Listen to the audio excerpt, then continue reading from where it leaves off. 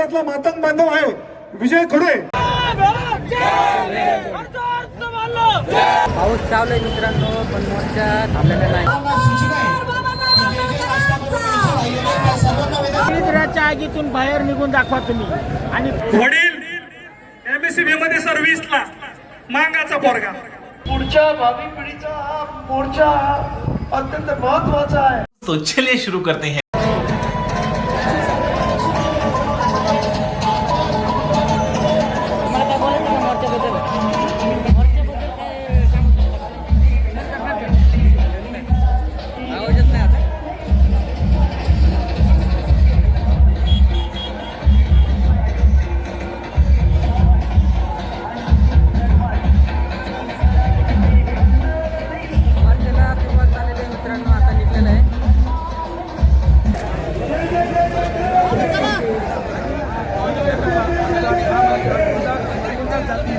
एकत्रित राहायला पाहिजे असं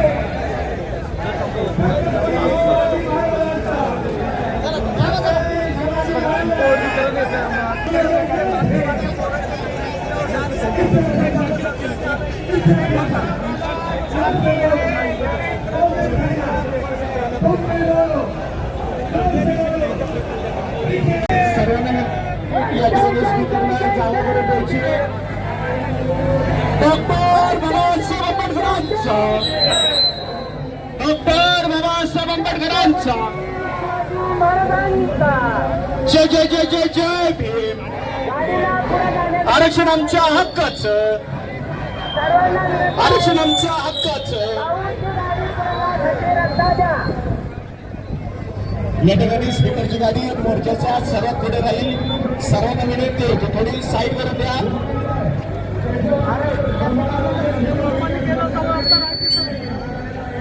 गाडीला पुढे जाण्यासाठी रस्ता द्यावा। आपली गाडी पुढे जाऊ द्या।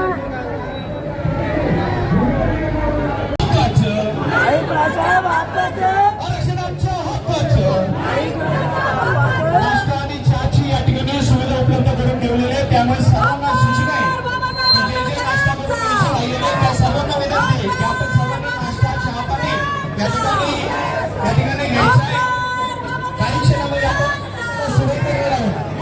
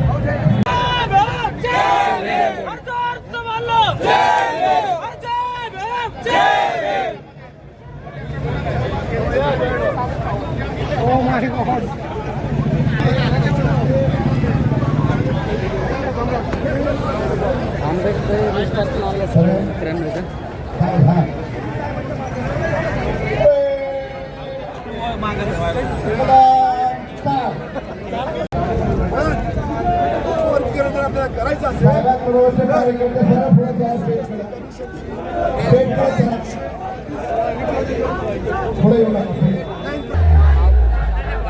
डॉक्टर बाबासाहेब आंबेडकर महात्मा ज्योतिराव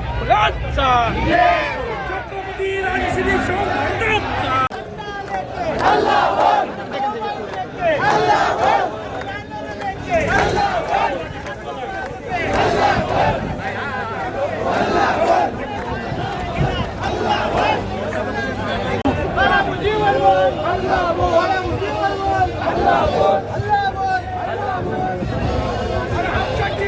पाऊस चालू आहे मित्रांनो, पण मोर्चा थांबलेला नाही आहे। खूप मोठी गर्दी आहे, बघू शकता। तुफान गर्दी आहे, तुफान गर्दी आहे, तुफान पाऊस। निळ्या सागरामध्ये पाऊस विलीन, निळ्या सागरामध्ये पाऊस विलीन झालेला आहे। दारिद्र्याच्या आगीतून दारिद्र्याच्या आगीतून बाहेर निघून दाखवा तुम्ही आणि प्रगतीचा आलेखाचे तरी स्वप्न बघून दाखवा तुम्ही. अरे वैराच्या इशाण्यावर आज साकारता अहमद त्या निळ्या झेंड्याशिवाय जगून दाखवा तुम्ही. बघा ही वा, वा, निळ्या वा. झेंड्याची ताकद. जय भीम जय भीम. खूप छान. चला, जय भीम. स्वाभिमानाचा कडक आणि निळा भडक. जय भीम. हा. फोटो काढू का?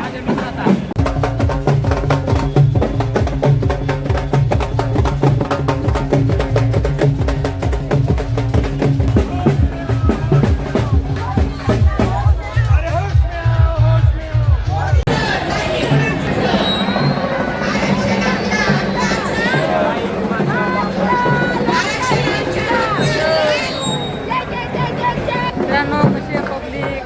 पाऊस चालू आहे तरी पण पब्लिक थांबली नाहीये. लाखोंच्या संख्येने गर्दी आहे मित्रांनो.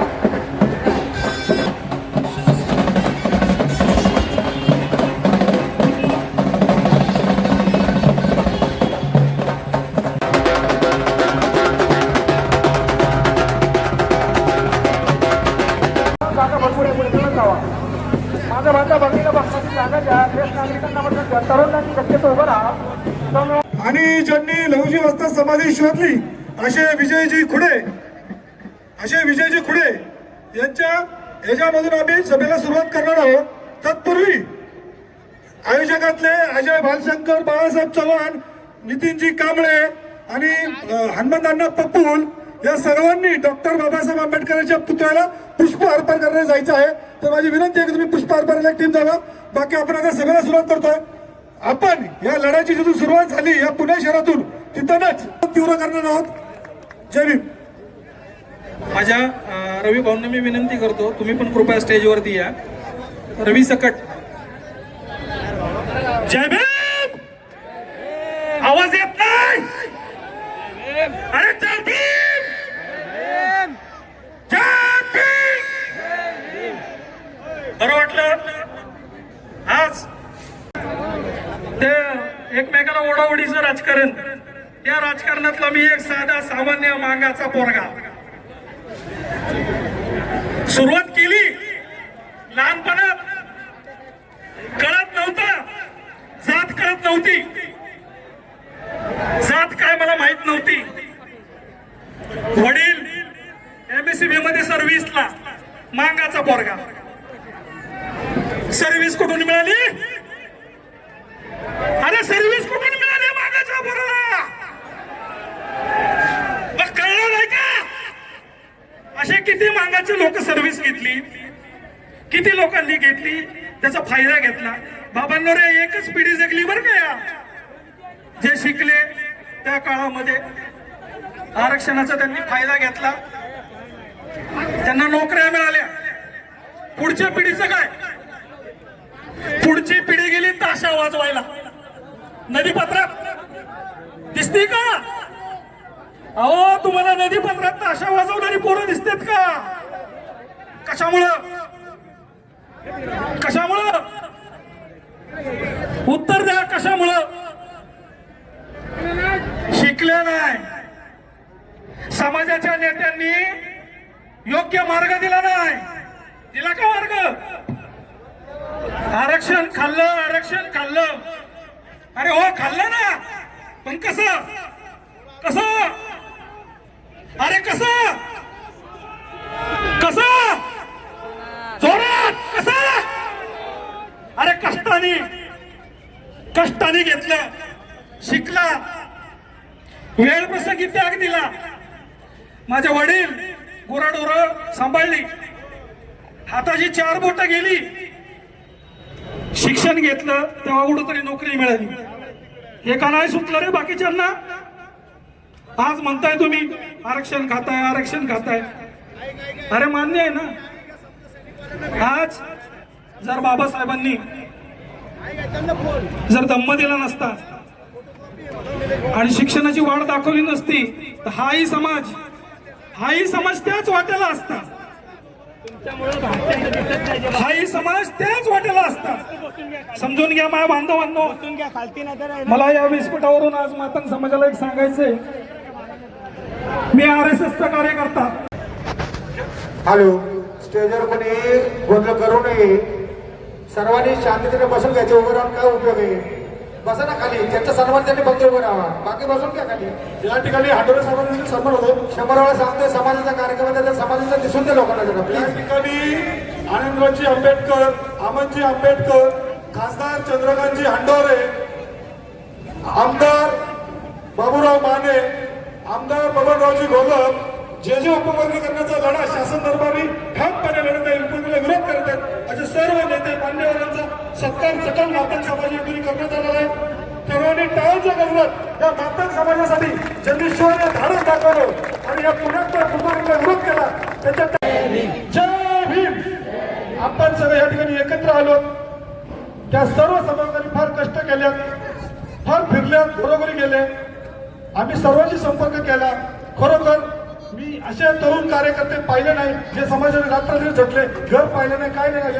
त्यांना सर्वांना काही चुकलं असेल तर क्षमा असावी. आणि मी सरसेनानी आनंदराव आंबेडकर साहेब यांना मार्गदर्शन करण्याची विनंती करतो.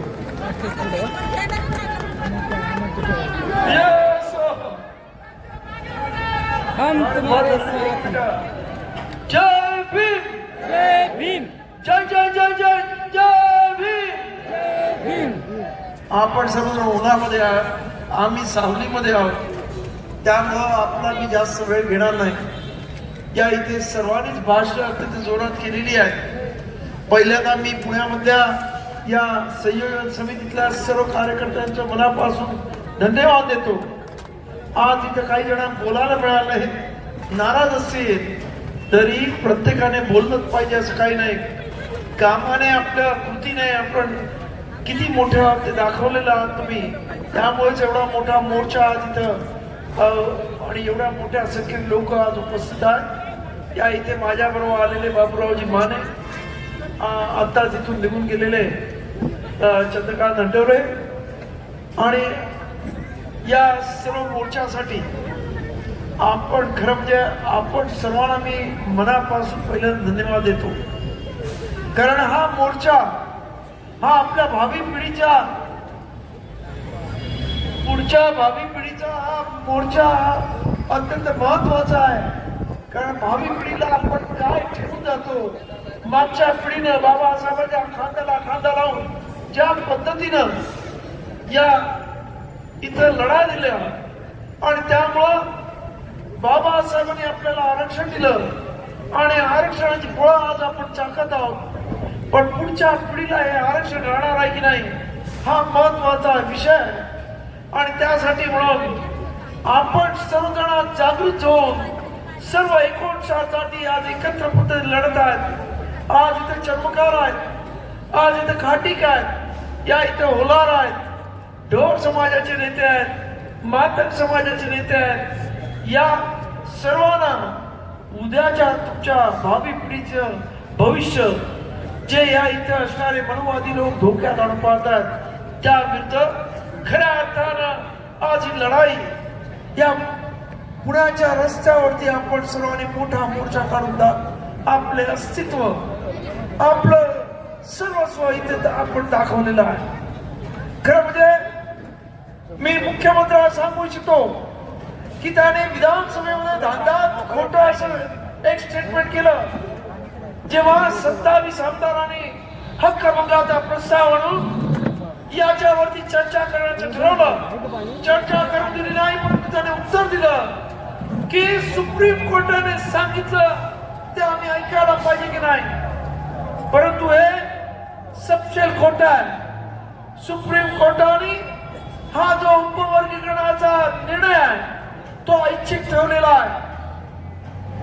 त्यामुळे आपण बघत असाल की सर्व राज्यामध्ये असं उपवर्गीकरण होत नाही. महाराष्ट्रामध्ये सुद्धा मातक समाजातले 8-10 माणसांनी फक्त मागणी केली आणि आमच्या मुख्यमंत्र्यांनी त्या मागणीला साथ देत सर्व प्रकारची मदत करत हे उपवर्गीकरणाचा घाट घातला. परंतु मी मुख्यमंत्र्यांना आपल्या वतीनं सांगू इच्छितो की जेव्हा जनता चिडते तेव्हा तिथं धर्मेंद्र प्रधानची खुर्ची सुद्धा जाते. हे लक्षात घ्या. त्यामुळं आणि त्यात आंबेडकरवादी तर भयंकर आहे. त्या दिल्लीमध्ये तरी ती बिचारी 16, 17, 18 वर्षाची पोरं होती, त्याने मार खाल्ला. पण महाराष्ट्रामध्ये महात्मा गांधीच्या वधानंतर काय झालं ते आठवा. काय पळापळ झाली तुमच्या पूर्वजांना विचारून घ्या. त्यामुळं आंबेडकर वादाच्या नादाला लागू नका. अनुसूचित जातीच्या समाजाच्या नादी लागू नका, हा सपशेल इशारा मी त्यांना देतोय. त्याचबरोबर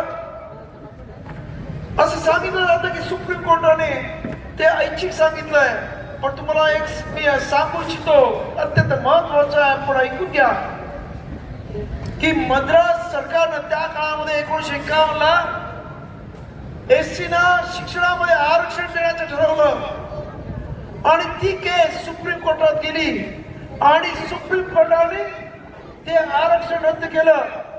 आणि त्यावेळेस तुमचा आणि माझा बाप या देशाचा घटनाकार कायदेमंत्री होता, त्यांनी लगेच संसदेमध्ये एक विधेयक आणलं आणि अनुच्छेद 15(4) मध्ये SC ला शिक्षणामध्ये सुद्धा आरक्षण राहण्याच्या पद्धती तरतूद केली आणि ते आरक्षण अबाधित राहिलं.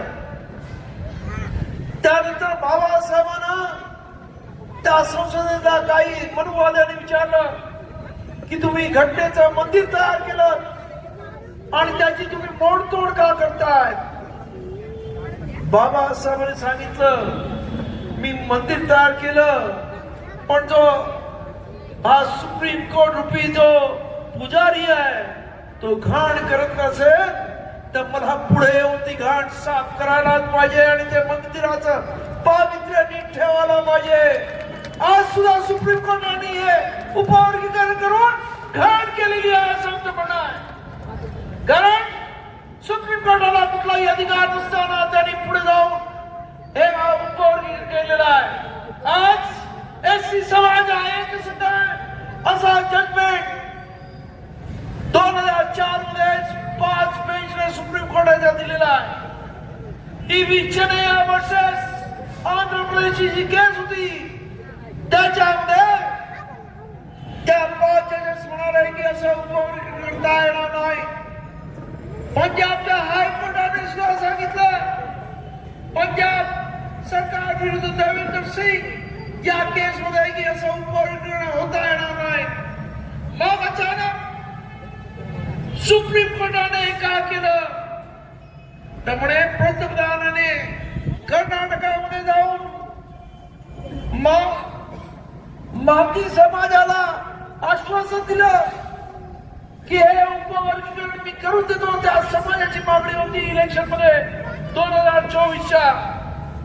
आणि आपल्याला माहित आहे की सध्याचं सुप्रीम कोर्ट कसं सुप्रीम आहे, ते कोणाच्या इशाऱ्यावर चालतं ते. आणि त्यामुळंच हे उपवर्गीकरणाची मागणी मान्य करण्यात आली हे लक्षात घ्या. परंतु आपल्याला मी सांगू इच्छितो की सुप्रीम कोर्टाने काही आदेश दिला, खरं म्हणजे त्याने आदेश दिलेलाच नाही, त्याने ऐच्छिक ठेवलेला आहे. तरी सुद्धा हे सरकार जबरदस्तीने अनुसूचित जातीमध्ये भांडण लावण्याचा प्रयत्न करत असेल तर या महाराष्ट्रातला आंबेडकरी आणि खास करून अनुसूचित जाती जमातीचे सर्वच्या सर्व 59 समाज 59 जाती या आता गप्प बसणार नाही आहेत.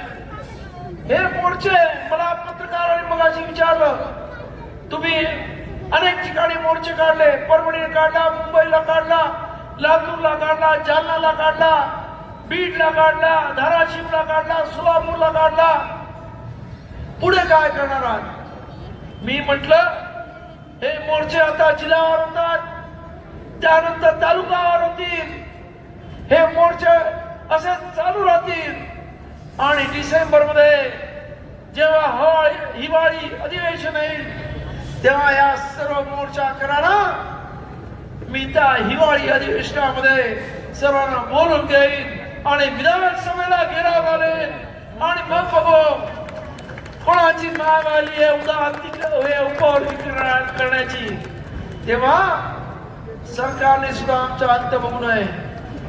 सरकारला आमचं सांगणं आहे की तुम्हाला आमच्यामध्ये वाटाफूट करून सत्ता उपभोगायची असली तरी आज या इथं असणाऱ्या अनुसूचित जातीच्या सर्व लोकांना आज इथं एकत्र राहून हे संपूर्ण आरक्षण सर्वांमध्ये जो त्यांच्यामध्ये असेल, हुशार विद्यार्थी, हुशार मुलं, हुशार तरुण, त्यांना शिक्षण नोकऱ्या मिळत जातील.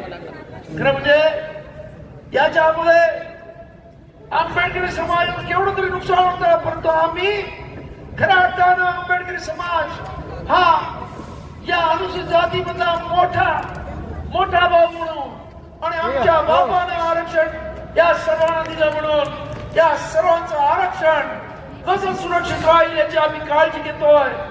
आणि त्यामुळं आपल्या सर्वांना माझं सांगणं आहे की आपण सर्वजण ज्या पद्धतीनं या उपवर्गीकरण विरोधी मोर्चामध्ये साधलो ही जी ताकद दाखवतात, प्रत्येक जिल्ह्यामध्ये तालुक्यामध्ये आपले मोर्चे निघत आहेत. उद्या माझा मोर्चा नांदेडमध्ये आहे, परवा परळीमध्ये आहे, 13 म्हणजे मंगळवारी आंबेजोगाईला मोर्चा आणि 12 तारखेला पूर्वीचा औरंगाबाद आणि आता संभाजीनगर मध्ये प्रचंड असे मोर्चे आहेत. त्यामुळे लोक प्रचंड रस्त्यावर येत आहेत, लोक ताकदीने उतरतात. कारण लोकांना समजलेलं आहे की राजकारणापेक्षा आपल्या भावी पिढीचं भवितव्य अत्यंत महत्वाचं आहे आणि ते भवितव्य आज जर आपण रस्त्यावर उतरलो नाही तर धोक्यात येणार आहे.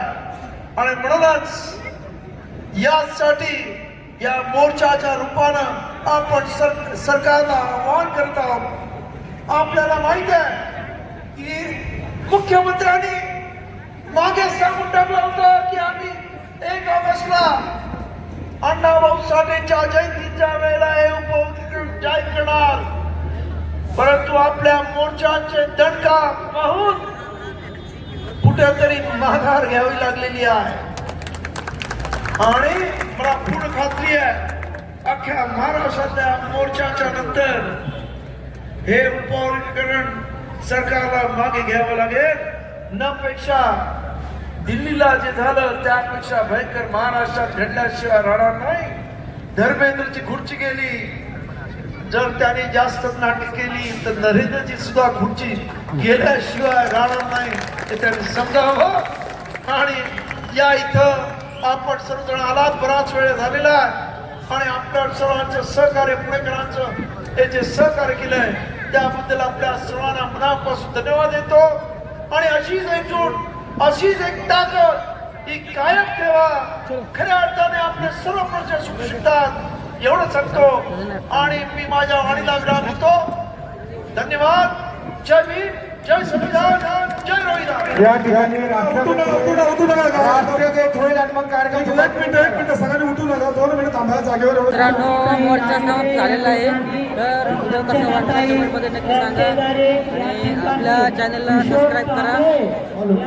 चलो भेटूया पुढच्या व्हिडिओमध्ये. जय भीम.